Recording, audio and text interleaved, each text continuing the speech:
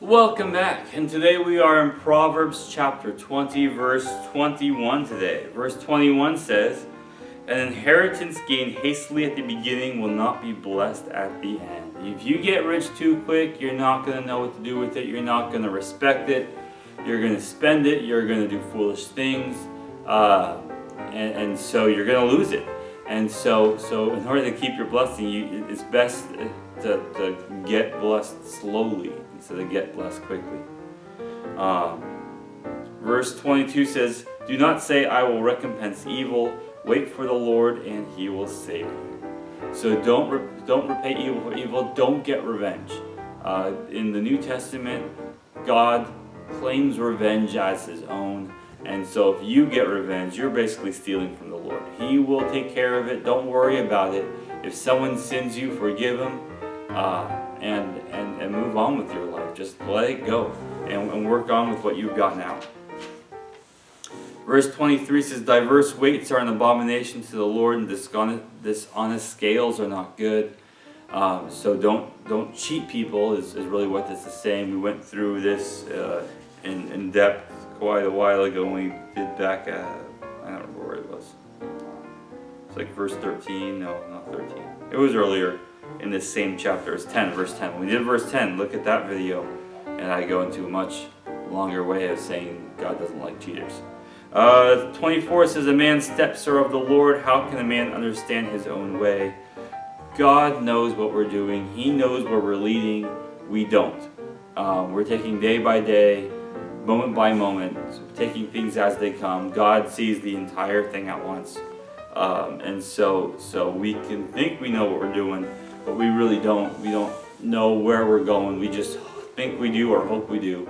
But God really does. So trust in Him, trust in His judgment, trust in Him to talk to you and tell you stuff. And that will be the way to go.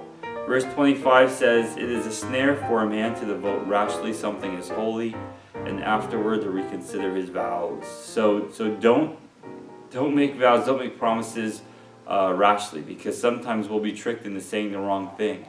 Think of Joshua when he was coming in to the Holy Land. He had already defeated Jericho, he already defeated Ai, and then the men of Gilead, a nearby town, dressed up in rags and got moldy bread and worn out sandals, and they came to him and saying, "Hey, we've come from a far country, we've heard that you guys are doing great, we can make a treaty with you that you would not take over our country." Joshua looked at the sandals, looked at the bread, looked at the clothes, and saw, "Oh, I guess these guys have come a long way. Okay, I'll make a treaty with you," without going to the Lord first. He made a rashly vow or whatever. He said it too quick, and afterwards he realized that they had lied to him. They were really close, but he couldn't go back on his word, so he couldn't kick them out of the land like he was supposed to do, like he was supposed to do before the Lord. So he instead made them servants, and they've been a thorn in his side, and the thorn in the side of Israel ever since. And so before you promise something, just say, "I need to pray about this first," and wait for the Lord to speak to you on it. And if the Lord doesn't speak to you on it, then don't promise it. Verse 26 says, "A wise king sifts out the wicked and brings the threshing wheel over them."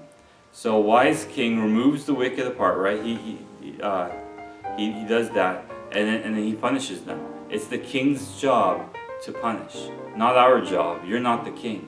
God is our king, and He will punish all the evildoers for all the evil that they're doing. We look around and we see people in the news, or we see people out around town, and we're like, "Man, how come they seem like they're getting away with it? They're getting rich off of the poverty of millions, and there's nothing I can do about it." Well, you could pray about it, and you know what? God can do something about it, and He will. And we may not see that in our lifetime. As far as we know, when we die and when they die, they might like, "Ha, I died rich, I made it."